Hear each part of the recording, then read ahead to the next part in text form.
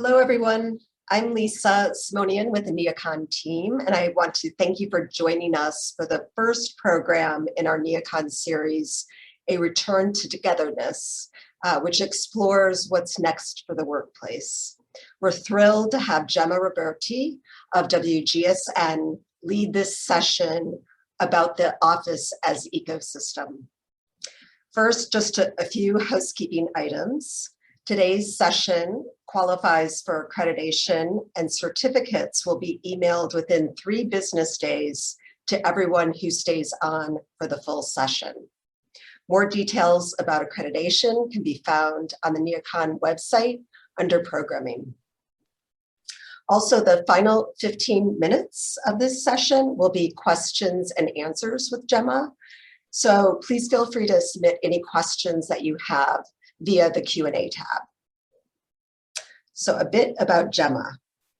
Gemma leads WGSN Lifestyle and Interiors Design and Product Development Directions, overseeing how consumer macro trends impact the interiors industry across categories and market levels. She has 15 years experience in trend forecasting and design research, excuse me, and her knowledge of color and material applications makes her integral to WGSN's global color team. Gemma consults for brands, retailers, and manufacturers around the world and speaks at industry events to discuss trends in residential and commercial environments. Her experience includes roles at A+A Design Studio in Milan and Studio Contrapoint in Paris. And now we'll turn the screen over to Gemma. Welcome, Gemma. Thank you. Let me share my screen. Voila. Here we are. Thank you very much, Lisa and team, for having me today as part of your Neocon knowledge sharing sessions. I am Gemma Roberti, yes, Head of Interiors at WGSN Lifestyle and Interiors. And today we'll discuss together why we're returning to the office, how the physical workplace will need to evolve from an obligation into a destination and become this integrated ecosystem of flexible spaces for multiple activities. So for those of you who are not familiar with WGSN, we are the global authority on consumer and design trends. We are change forecasters, all 229 of us across 18 countries. We constantly monitor the signals of change that will impact how consumers think, feel, and behave. We observe, we assess, and we analyze the shifts both short and long term, and also the impact of unexpected events like coronavirus in society, technology, environment, politics, industry, and creativity, which is what we call our proprietary STEPIC framework. And we apply this also to today's conversation as well. We'll start by discussing why offices matter. We'll look at how the work from anywhere implementations are translating in a new approach to space. We will consider how these new adapted lifestyles are impacting businesses and their workforces. And of course, we'll present you with some practical solutions.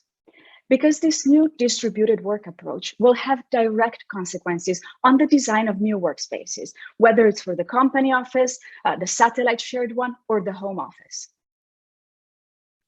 And so many are right now questioning the nature of the office. Is it relevant still? For who? How? From sensationalist headlines, white papers, seminars, everyone is really talking about how they will go back to work.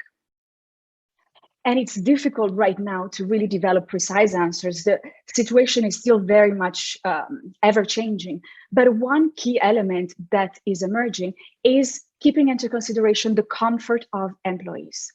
So we really need to turn the office into this place you want to go to, not out of habit, but out of choice. Because nobody will go back to the office for the desk, actually, but for the interaction, the experience, the collaboration. And in all these areas, the physical workplace can make a huge difference. So yes, offices still matter a lot, actually. And offices matter in different ways to different generations, though. We're right now in a very peculiar time. We're entering a decade of seismic demographic change. So the boomers will leave the workforce by 2030. Gen X is growing closer to retirement age.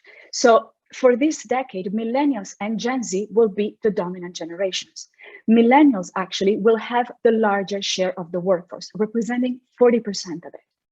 And for them, work-life balance and flexibility will be key expectations from the workplace more than ever, especially as they are in these key family-forming life stages. And Gen Z, on the other side, this is the largest cohort alive, already 26% of the world's population. According to an Oxford economic study, Gen Z employees in the US are actually set to triple over the next decade. But they're this digitally native generation, but it doesn't mean that they love to do everything digitally. On the contrary, actually, these young workers, they suffer the most during the mandated work from home experience because they're less likely to have the required space in their home. They have fewer established professional networks. So they really crave the office as this lifeline for social interaction. They need purpose, they need belonging, and they need mentoring. Gen Z are most likely to say that they're less productive when working from home, while Gen Y, the millennials, are the most excited. Actually, recent analysis suggests that 50% of them prefers to work remotely for at least 1 day a week. So remote working is set to increase post-pandemic, and it will have really important repercussions also in the urban landscape. A McKinsey survey of 248 US chief operating officers found that 1/3 of them plan to reduce office space in the coming years as leases expire. Looking at 2022 to 2030, according to Cushman and Wakefield, net office demand is projected to be lower actually than previously stated. Minus 4.5% in Asia Pacific, minus 15.8% in the US, or minus 17.4% in Europe. And the downsizing is already happening. Pinterest paid over $89 million to cancel the lease on a new area that they were planning to expand their HQs in San Francisco. Our Salesforce, they're also embracing permanent work from anywhere. So really questioning basically the future of their very iconic and controversial tower of offices. HSBC announced they'll be slashing office space by 40% in a push towards more home working. Target is giving up a huge amount of office space in downtown Minneapolis. In contrast, Amazon recently signed leases for a total of 900,000 feet of office space across 6 cities in the US, citing the lack of spontaneity in virtual teamwork. So, as Gensler says, this means that the role of the office building has changed. The office building is no longer just a container for workers. And the notion of a single HQ office may also quickly become a thing of the past. Companies are realizing that location doesn't necessarily mean identity. So offices can be part of an ecosystem that brings work closer to its employees. According to workspace service provider Regus, flexible work will accelerate the shift towards a localism and regeneration of suburban areas with a hub and spoke solution. So HQs in major cities that will be decentralized and redistributed in satellites. For instance, Oracle or Hewlett-Packard also recently announced that they're shifting their HQs from California to Texas. Citigroup are looking into leasing office space in New Jersey or Long Island. Demand in the UK for suburban flexible offices reports an increase of 267%. Also, office venues have the potential to actually sit in closed retail locations. For instance, US operator Industrious have taken space at the site of a former Barney's inside Arizona's Scottsdale Fashion Square Mall. Or the Bell Works Chicagoland here is a new office and retail metro burb by Somerset Development outside of Chicago. And when we go to the office, how does it look? Well, most of the executives and employees surveyed by PwC, they expect this hybrid workplace really to begin taking shape in the second quarter of this year, ideally. And they foresee a hybrid workplace where a large number of employees rotate in and out of offices configured for shared spaces. So really already discussing the making do with desks, if you want. But the office remains central both as an infrastructure and as a social and collaborative hub. Offices are still being built with this new approach. The Arboretum here is a low-carbon office district project outside of Paris, due for completion in 2022. And to balance the home working post-COVID scenario, they're conceived as enjoyable places where people come to work as a team, drawn in by calming materials, domestic ambiances, and outdoor space visible from every room. Underneath it, also the same principle guides the office design for infrastructure company Acciona in Madrid by Foster and Partners, also due for completion in 2022, and also built around complementing services. The Xeito Investment Office on the right is a multifunctional space that shifts between office, project showroom, and a place to host events. So really, again, meeting the need for hybrid multiple activities.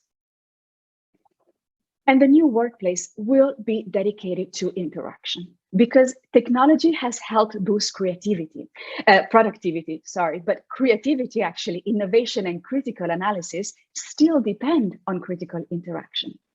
Future offices need to prioritize these collaborative processes. So when we're designing for the future workplace, working together is top of the list for the activities to support and encourage. There are some great examples coming to the market. For instance, architecture firm Perkins and Wills, they call for a hybrid office model that encourages fluid work styles.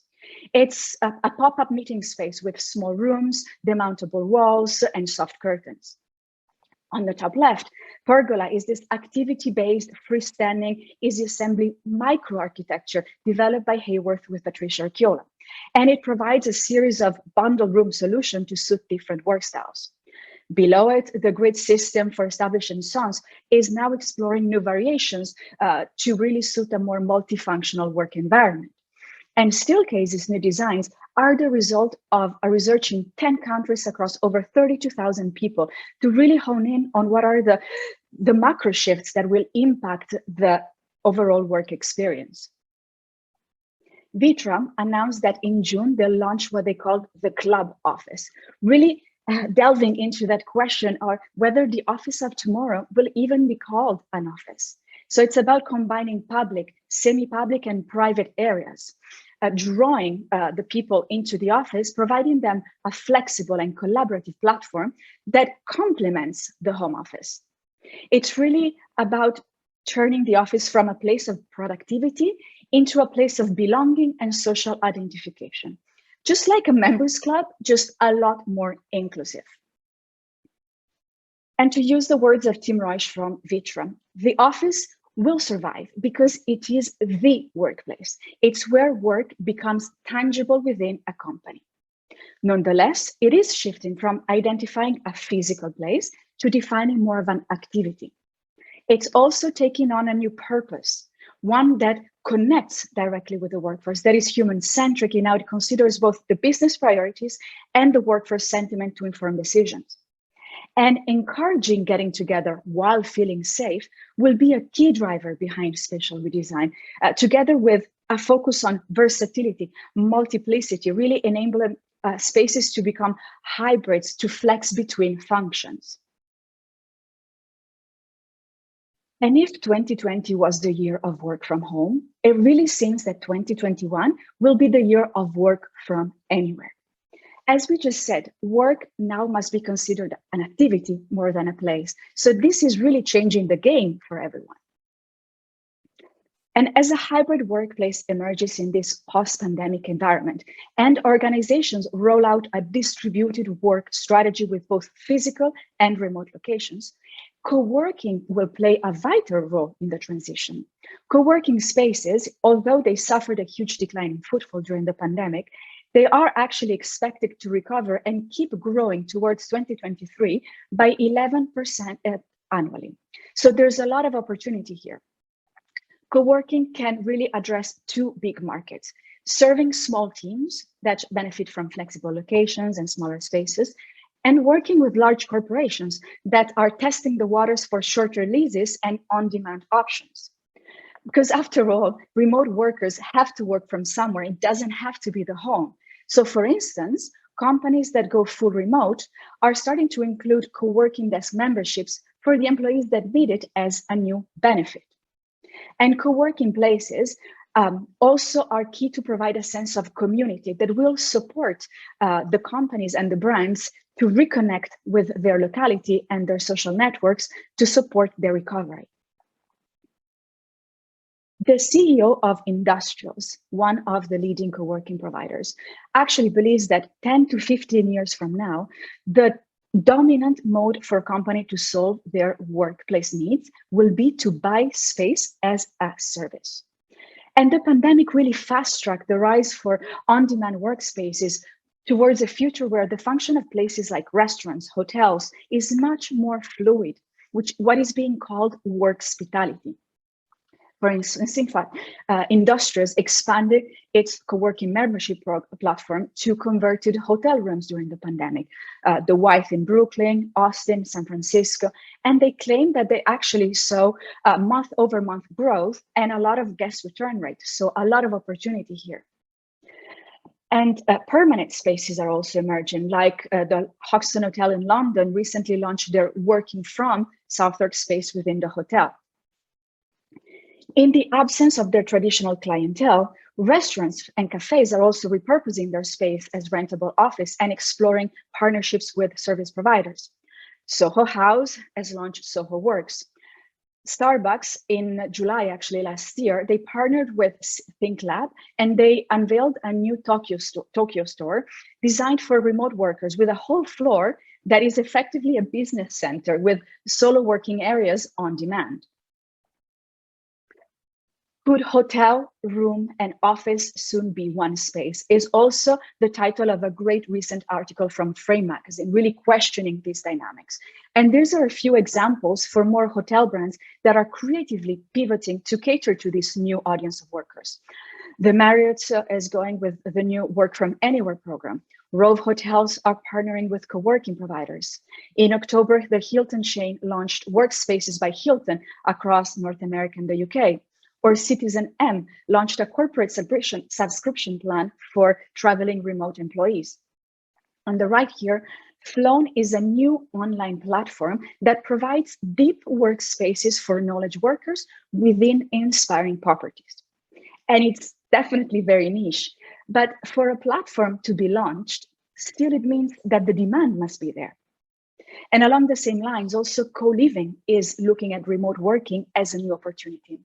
Common, for instance, is investing in evolving its co-living model to office and apartment solutions via a competition that just shortlisted 5 suburban locations across the US.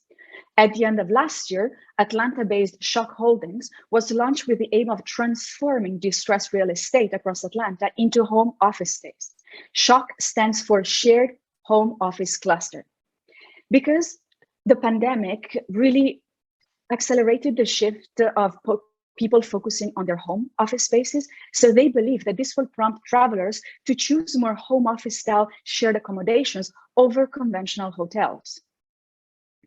Nonetheless, the travel industry is also starting to push the boundaries to seek alternative revenue streams. Hotels are introducing workation packages to entice this new crop of digital nomads that try to make the most of flexible work. We actually talked about workations and the rise of leisure or business leisure already back into our 2017 event. And it really raised a few eyebrows. So today that actually most of us are digital nomads, this is taking on a great new meaning. Airbnb reported that the volume of reviews by American guests mentioning remote working or work remotely has nearly tripled year on year. Or there's options for exotic destinations. Barbados is launching a work visa. Bermuda, Dubai, rolling a year-long work from their program. Japan's government is actually looking to support local tourism via workation packages. And there was a great piece on DigiDay last week highlighting how Miami actually is one of the greatest benefiting from the pandemic migration of creative brains out of New York, Los Angeles, San Francisco. And it is changing the face of the city because a lot of these people are actually investing in staying. And this is a bit out there, but yet again, if it's being experimented with, it means that there is opportunity, there is ferment. So Nissan presented a concept vehicle with a retractable office for digital nomads. It's called the Office Pod concept, and it turns into a home office for remote working. So inside, it's for focus with ambient lighting, or it can extend the back for a more of an alfresco office. They really look to solve the issues of digital nomads to give them more choice of where and how they work. So what does working from anywhere mean for you? Well, the hospitality and office industries can learn from each other, both in terms of space use and in terms of perks to engage the workforce. There's a great opportunity for partnership between service providers as well, with co-working spaces and that are exploring so many more facets. Experiences will be a key way to engage people back into working environment. Experiences that matter to them, even considering leisure as a perk option. And windowed work should be considered also as a policy to allow workers to build a lifestyle around their work schedule, no matter where they are. And we delve now into adapted lifestyles to gain a better understanding of how workers are actually adapting to this new normal and therefore be able to support them better. The 2020 State of Remote Work report actually finds out that 98% of people want to work remotely for at least some of the time for the rest of their careers. So really, this is making work from home a mainstay movement. The single greatest challenge of returning to the office will really be how to infuse team culture and collaboration in the workplace after employees have been apart for so long. Because the first expectation from a physical office, as we've seen, is really to create a sense of community. Company culture, connection to the brand have never been more critical. According to PwC, actually, organizations with a distinctive culture have a competitive advantage. We saw with the club office how really it becomes this place to bring that culture to life, to create a sense of identity for both the employers and the employees. As Cushman and Wakefield put it, culture is contagious face-to-face. So really, the office can become a valued on-demand amenity that fosters the community, the connections, the interaction that we miss when we're working alone at home. And it can be this cornerstone of a thriving culture with as well as a successful distributed work strategy.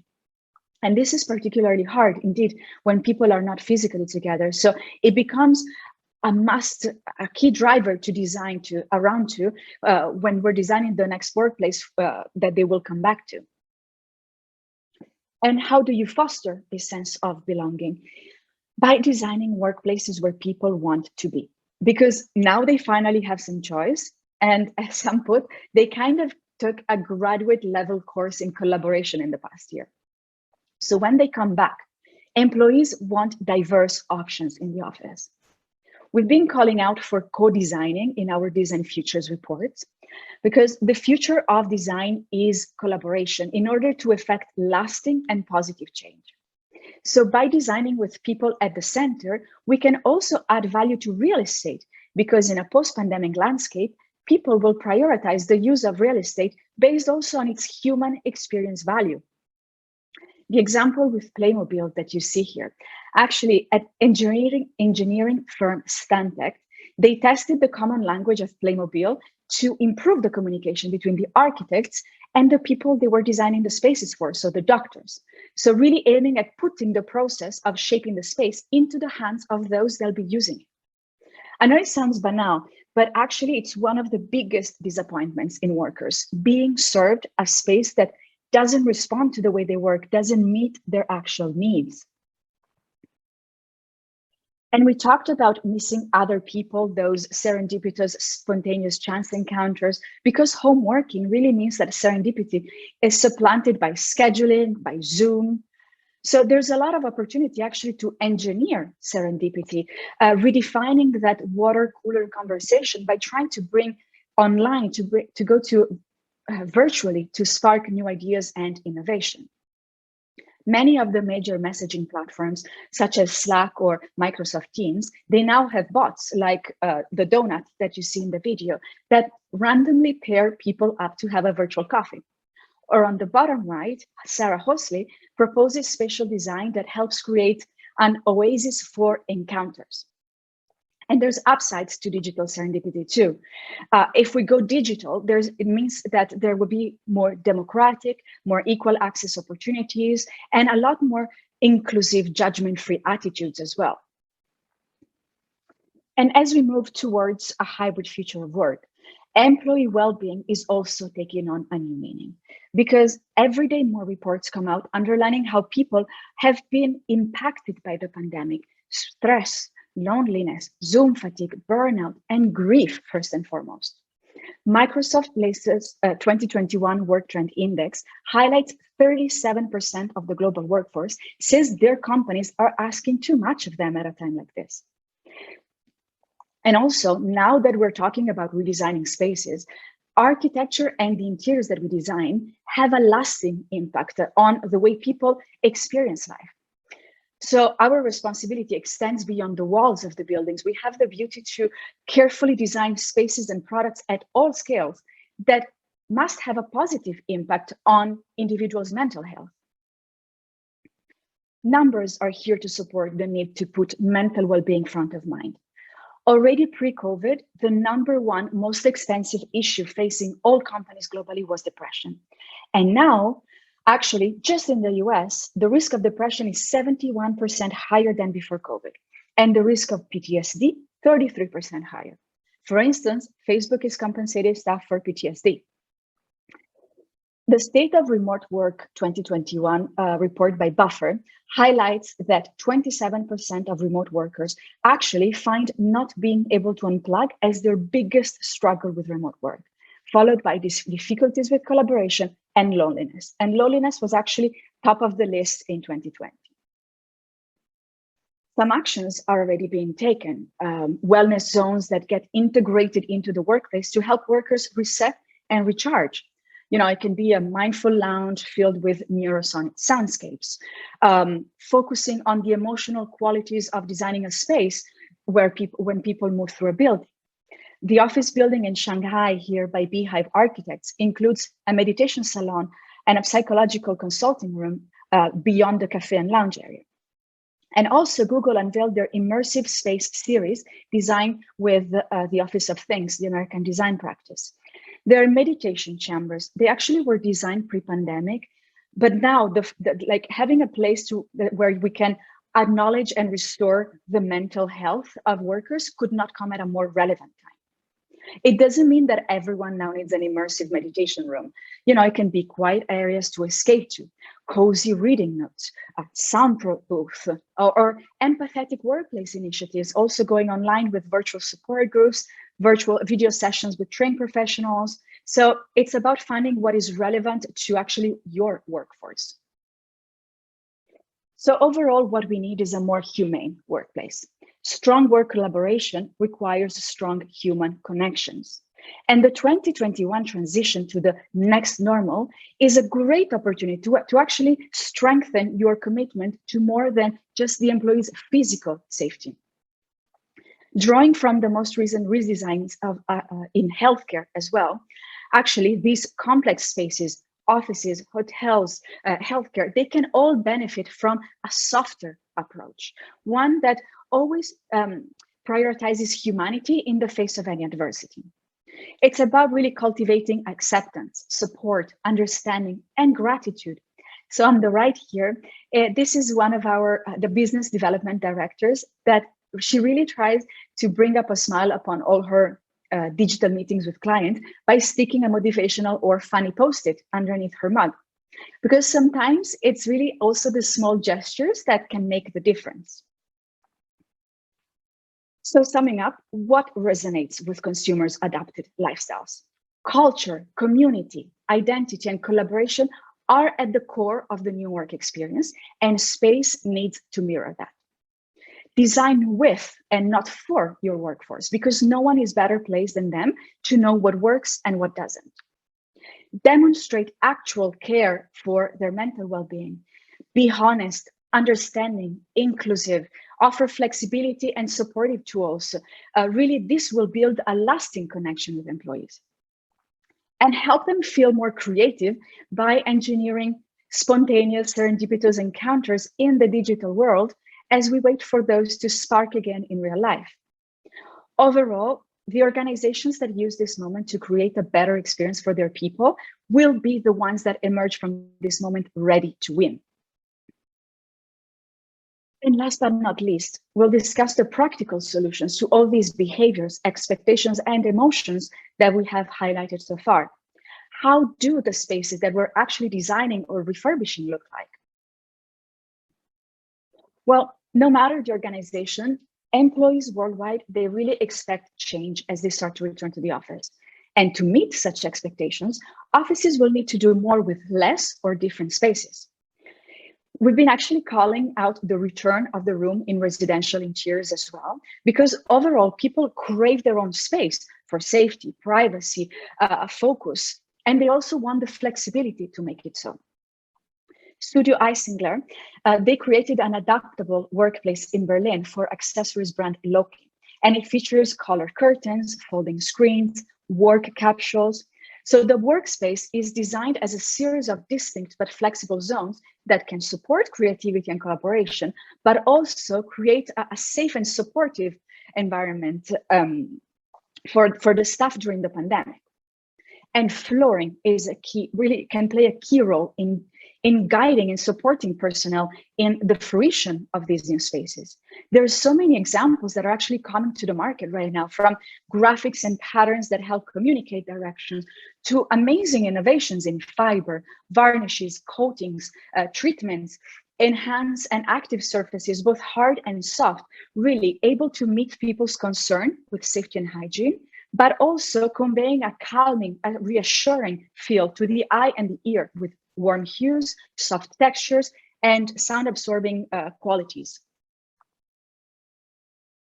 And after months of working from the safety of their homes, consumers may actually feel anxious about returning to the office.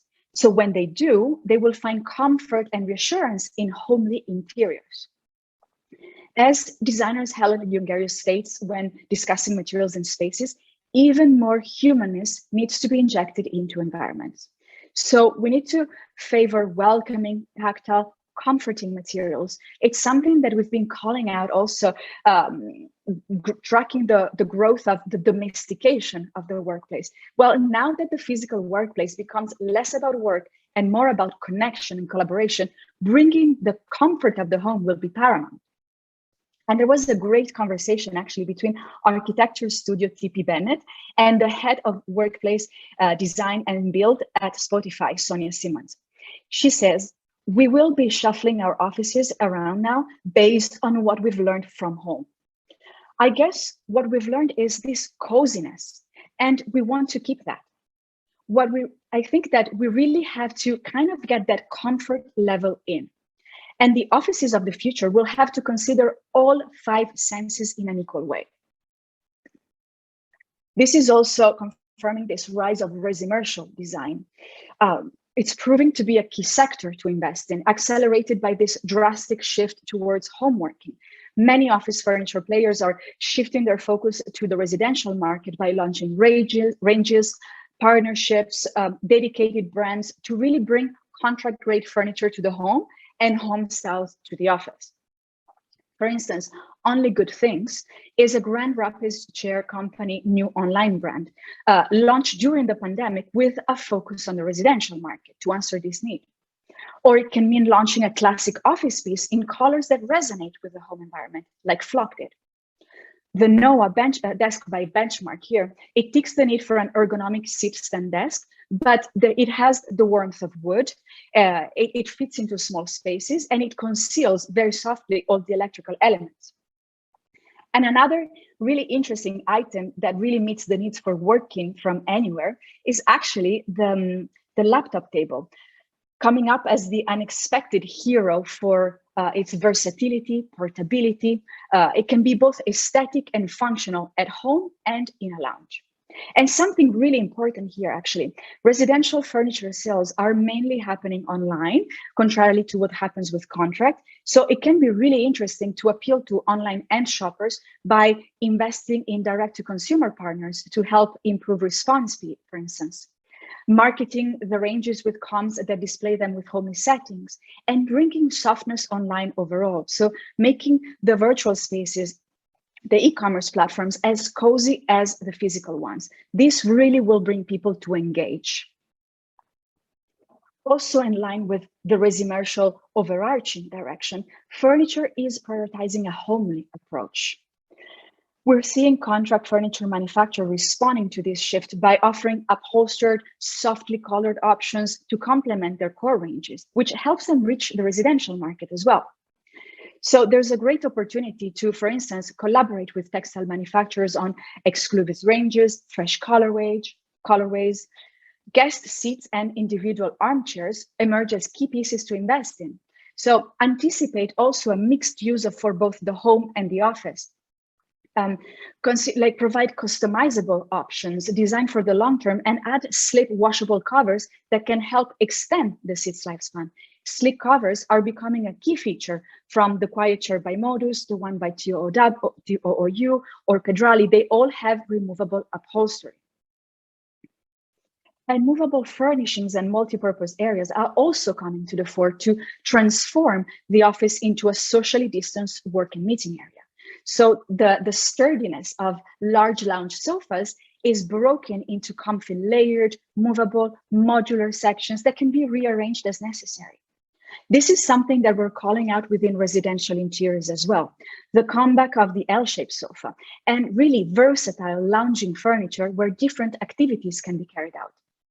A number of brands are really exploring these opportunities with very exciting designs, and designing in systems is the way forward. So you need to think in modules that can be added, composed, layered, mixing hard and soft tactilities as well.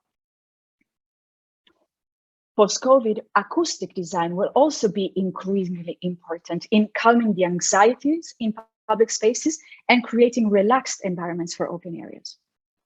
We know soft partitions are very important, but also curtains are really seeing a lot of innovation. So being able to marry much better sound absorption with aesthetics like transparent qualities or digital printing as well, that really helps add a decorative element that meets the needs for domestic and contract markets.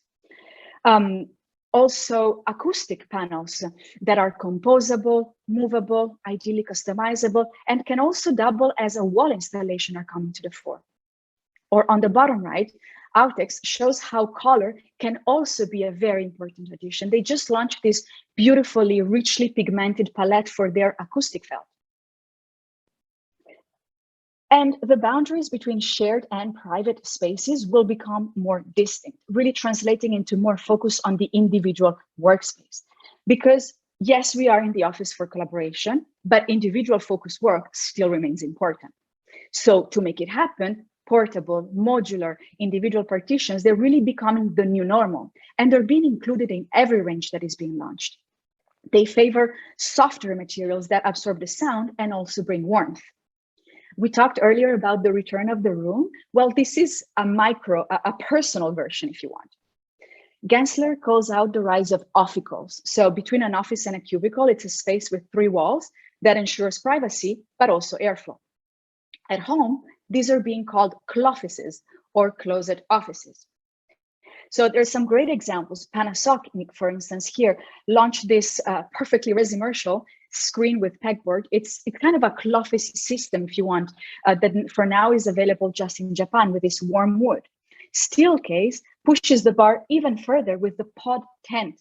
So this getaway cocoon, this personal lightweight cave where you can retreat into for focus time, but still maintain visual openness.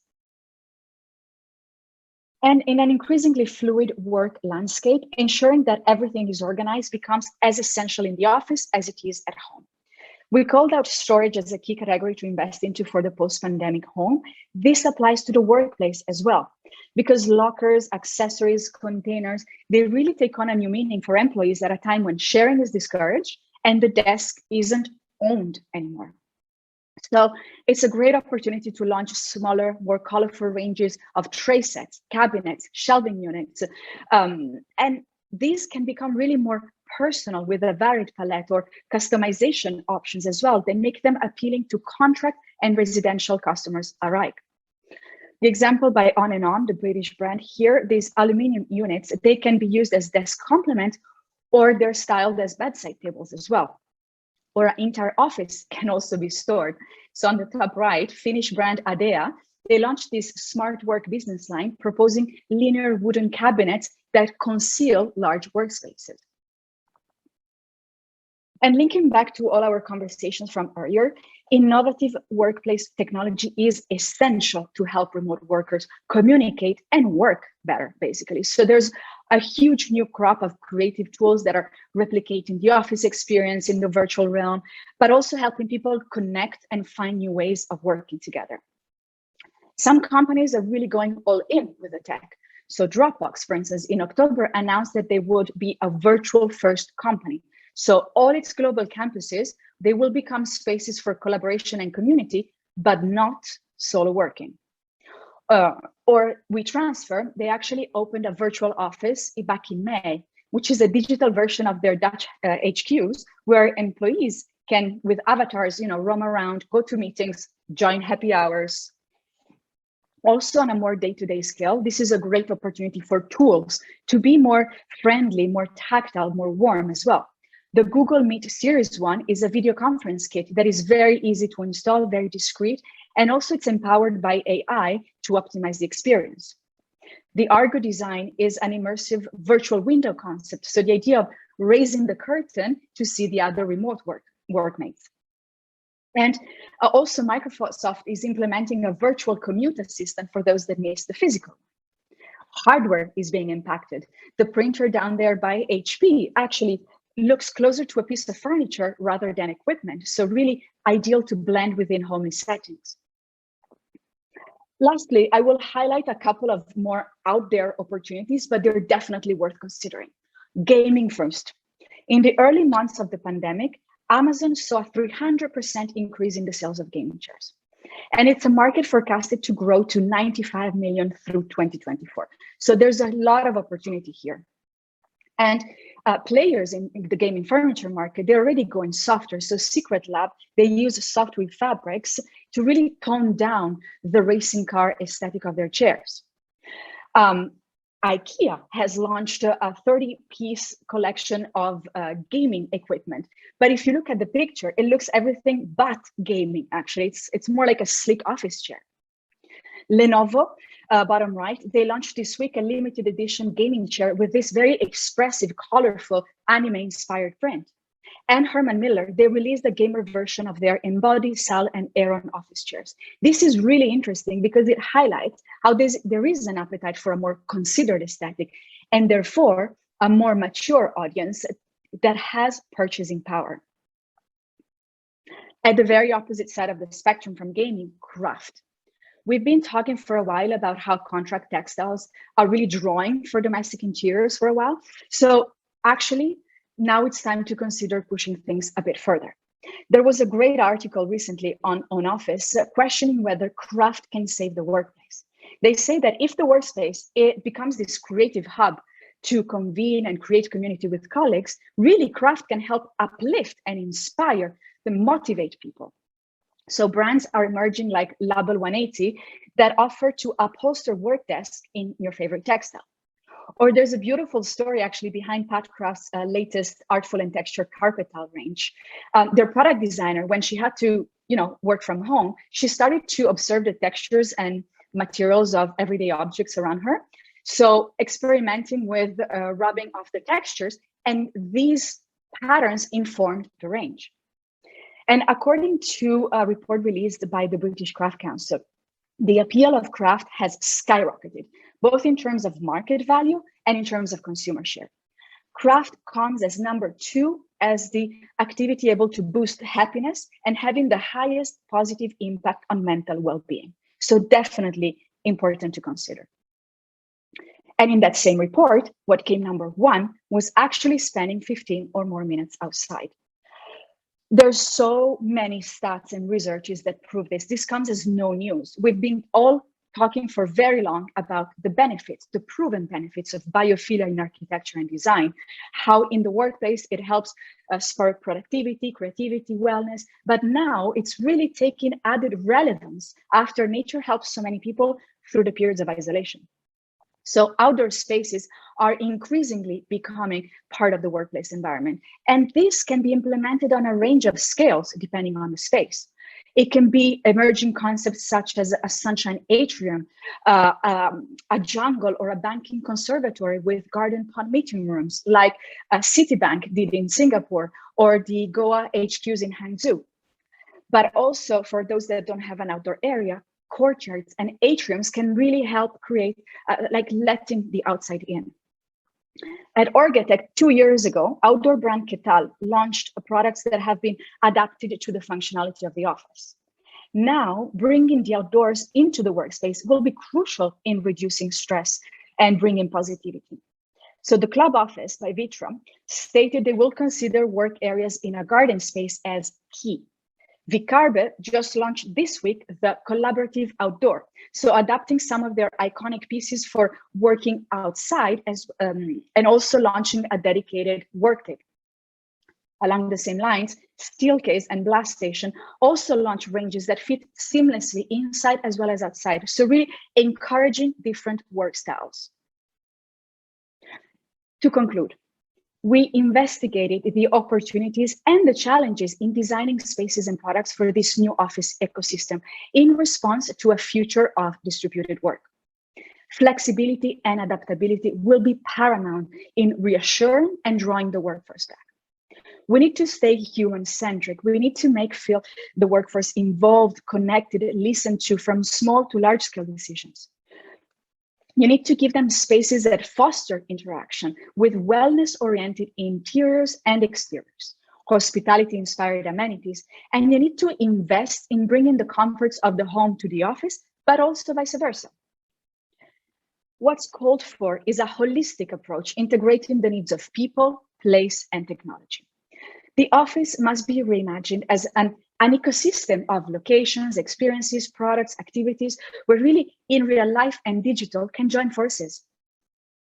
So not only offices still matter, they will play an essential role to the future life of a company. COVID provoked us into redesigning the means of working, but also in reimagining the meaning of work. Being apart has reminded us how valuable the places and spaces in which we work, live, and play, they are to our well-being. So today, actually, the desire to be together is driving the recovery. And this, to answer our initial question, is why we will return to the office. So these are some articles for further reading and references that you can go back to in more detail once the recording is available. Some of the key reports that inform the deck that are already live on our WGSN platform. And I know this was a lot of information, so thank you so much for your time.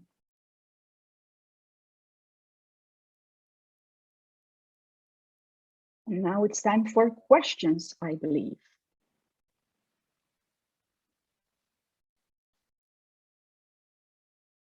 Hello.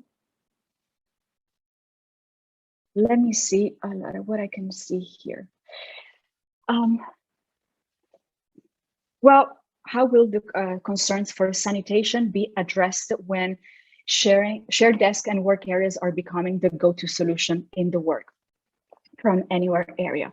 Well, there's a lot that is being done that it's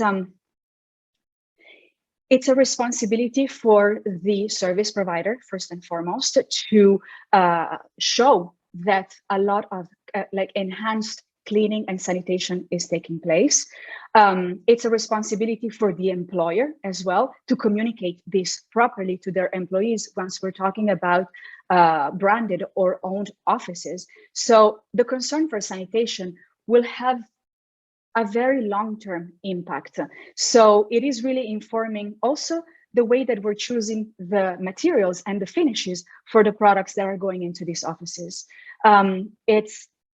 It's informing easy clean desktops, for instance. It's informing anti-static and antibacterial innate properties. It's informing also a lot of innovation in the choice of the materials for everything from the handle to the door to the flooring. As we mentioned, there's great examples with dirt removing and antibacterial fibers as well. So a lot is happening here to really address this concern all around, from the micro to the micro.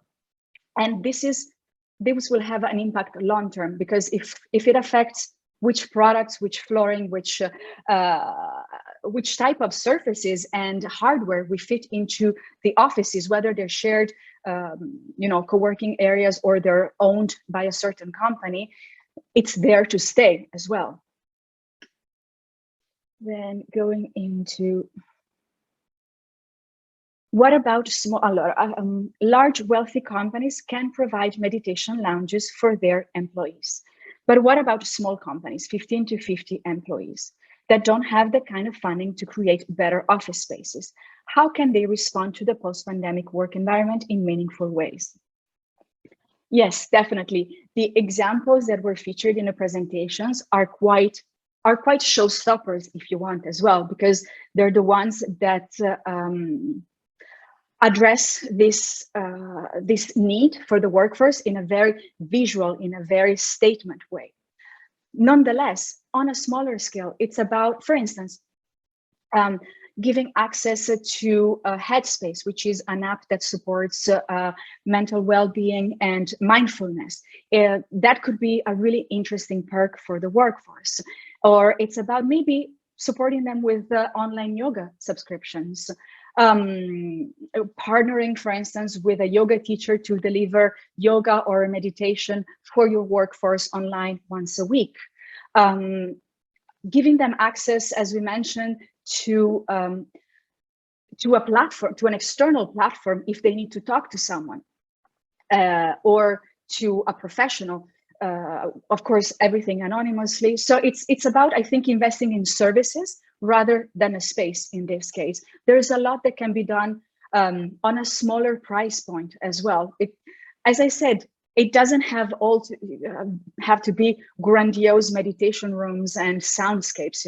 Investing in services can make a lot of difference for small companies' workforce as well. But what is important is asking them what actually they want, because some of them may care about yoga and meditation. Some can prefer craft, for instance. So give them, which is something that we do at our company. We actually meet to craft.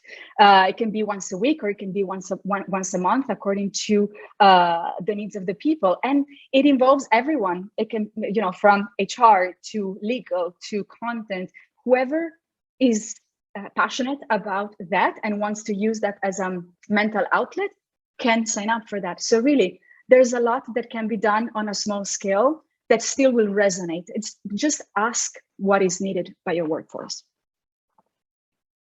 What was the acoustic felt on the bottom right for the acoustic material side? That's called Outex. You can go back to the presentation anyways once the recording is live, and the team from NeonCon can provide more information about that. With offices moving towards a more shared configuration, you mentioned that storage would be important, movable pedestal, but would you propose this to go if there is no designated space without it looking out of place? I think there's different options that can be done. I'm not here to tell you how to design and what to design.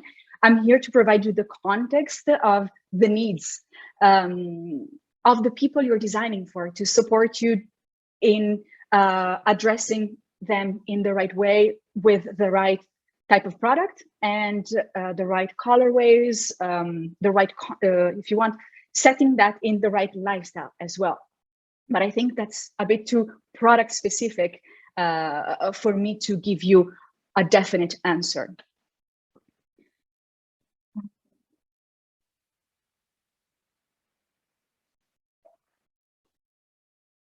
How long if this furniture could be renewal, especially for customized and repaired? Beside craft pattern, anything else to improve the happiness of the product?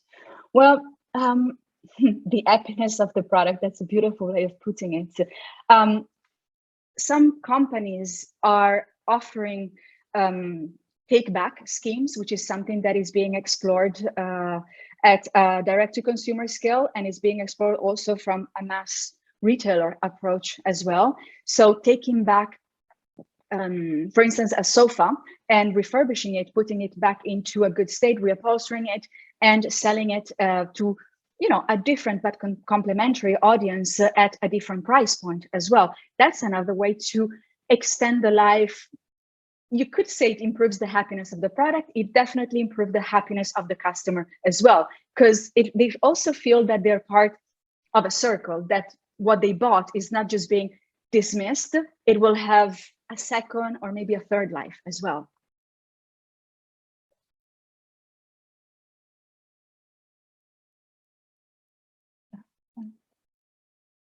What suggestions do you have to convince employees that they no longer need their own personalized private cubicles and they should embrace a more shared, flexible environment when they don't have their own specific space? I know that, yeah, it can be, employees can be quite resistant to the idea of letting go of their desk. It would have been a conversation much harder to have a year ago, but right now that they have made do with creating their own work area in the home, I think when they come to the office, it will not be to go back to the desk that they left, where there was the picture of their loved ones, etc. It's more, I will come in for that meeting and I will enjoy being with the other people. If I need to focus and have some work, I think it would be more interesting to, provide them with one of those portable options that create a sheltered focus area. That would be something that they would still feel they own, if you want. Gifting it would be an option, for instance, but it would make them feel that they have a space where they're not disturbed. And with the fact that many of them are made of soft materials, it can still allows for customization. So for pinning some mood images or pinning some pictures, etc. I think it still reassures that a bit more resistant employee to feel that they still have their own specific space. They just need to carry it around them or leave it in their locker, and then when they come in, they open it on the desk. Wow, so many questions and so little time.